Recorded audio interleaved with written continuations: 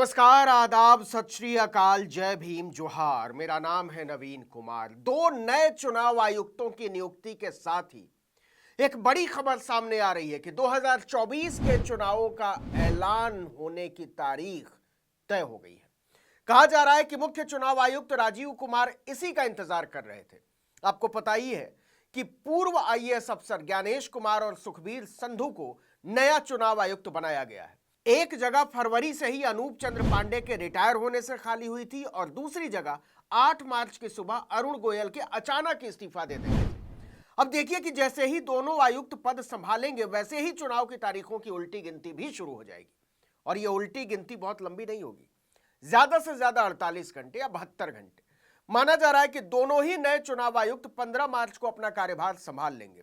इसके फौरन बाद तीनों चुनाव आयुक्त आयोग के बड़े अधिकारियों के साथ बैठक करेंगे और उसी बैठक में तय हो जाएगा कि 2024 के चुनाव की प्रक्रिया कब से शुरू होगी। मसलन कब नोटिफिकेशन जारी होगा, कितने चरणों में चुनाव होगा, कब से नामांकन शुरू होगा, अलग अलग चरणों में नामांकन वापस लेने की तारीख क्या होगी, कब कब वोटिंग होगी और नतीजे कब आएंगे, सब कुछ हमारे सामने होगा। आपको पता ही है कि 2024 के लिए सभी पार्टियों ने अपनी कमर कसनी शुरू कर दी है। पार्टियों के दिग्गज नेता ताबड़तोड़ रैलियां कर रहे हैं, यात्राएं कर रहे हैं। इसी बीच लोकसभा चुनाव की तारीखों के ऐलान को लेकर बड़ा अपडेट आया है। सूत्रों की माने तो चुनाव आयोग 16 या 17 मार्च को लोकसभा चुनाव की तारीखों का ऐलान कर सकता है। हमारे सूत्र यह भी बता रहे हैं कि इस बार लोकसभा के चुनाव 8 चरणों में हो सकते हैं। बता दें कि पिछली बार यानी 2019 के लोकसभा चुनाव 7 चरणों में कराए गए थे। 10 मार्च 2019 को चुनावों की घोषणा हुई थी, मतलब उसी दिन से चुनाव आचार संहिता लागू हो गई थी। 11 अप्रैल को पहले चरण का मतदान था और 19 मई को अंतिम चरण का। नतीजे 23 मई को आए थे। मतलब चुनाव की प्रक्रिया को शुरू करने से लेकर खत्म करने तक 2 महीने 13 दिन यानी कुल 74 दिन लगे थे।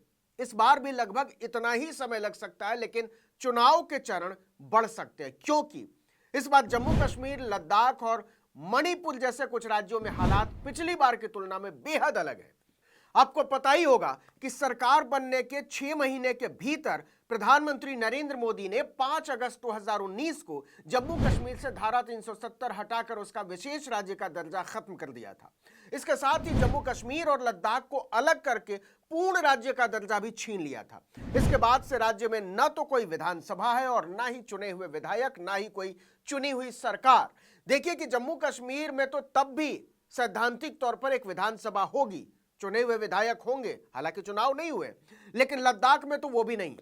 लद्दाख के सामाजिक कार्यकर्ता सोनम वांगचुक इसकी मांग को लेकर लगभग 2 हफ्ते से -10 डिग्री की जमा देने वाली ठंड में खुले आसमान के नीचे धरने पर बैठे हुए। तो भाजपा के लिए स्थितियां वहां भी असहज है। इसी माहौल में अब 2024 के चुनाव की बेला आ चुकी है।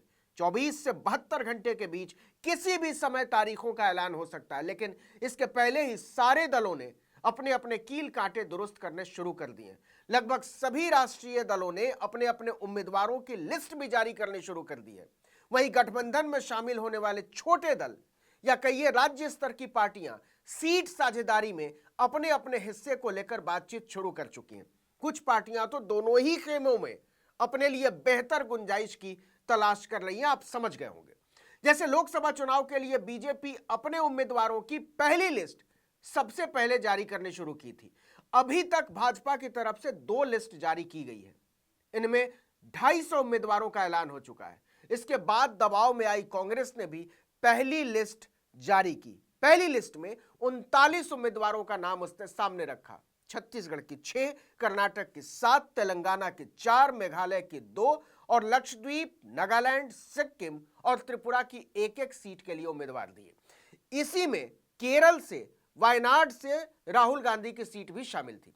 इसी तरह कुछ उम्मीदवारों की लिस्ट समाजवादी पार्टी ने भी जारी की, बहुजन समाज पार्टी ने भी जारी की, कुछ और दलों ने की। लेकिन अब सबकी नजरें इस बात पर टिक गई हैं कि चुनाव की तारीखों का क्या होता है और अब वो इंतजार खत्म ही होने वाला है।